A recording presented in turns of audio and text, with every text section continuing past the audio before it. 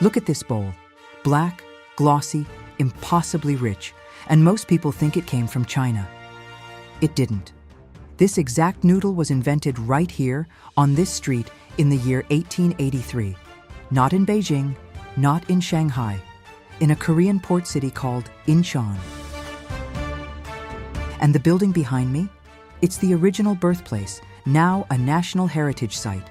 If you've ever slurped jajangmyeon, you've tasted a piece of history that started on the ground I'm standing on. The one Chinese immigrants created for exhausted dock workers who needed a fast, cheap, filling meal, tastes nothing like delivery. The flavor here is saltier, the chunjang sauce darker and smokier, the noodles thicker. Locals call it 100-year jajang. So let's eat. Walk down Bukseong-dong original Jajangmyeon Street and you'll hit dozens of restaurants, but a few matter most. Gonghwachun, the name of the very first shop, serves a version where the noodles and sauce arrive separately, slightly spicy.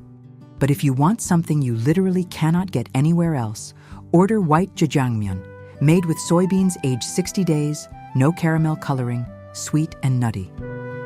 Now the part nobody expects. But before this was a tourist street, it was something darker. That original building, Gonghwachun, closed in 1983 after Korean government policies restricted what Chinese residents could own. The birthplace of the nation's favorite dish was abandoned, crumbling, nearly collapsed.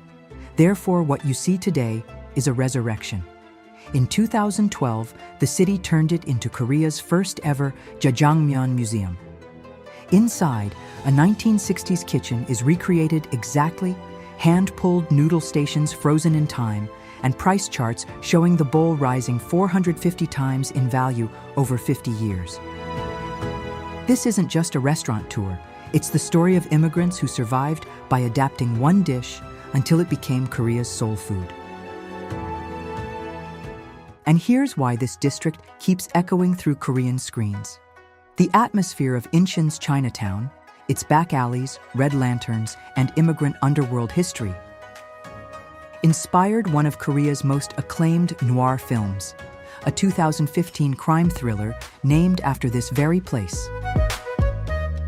It starred Kim Hye-soo as a ruthless crime matriarch and launched Kim Go-woon, who walked the Cannes red carpet for the first time with this film before becoming the star of hits like Goblin. Therefore, when you walk these same lantern-lit streets and the Three Kingdoms mural alley at golden hour, you're stepping into the exact mood that K-cinema turned into legend. One more reason the timing has never been better.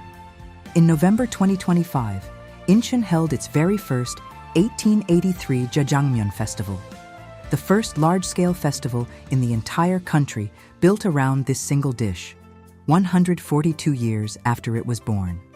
Tastings, history, performances, all in these streets.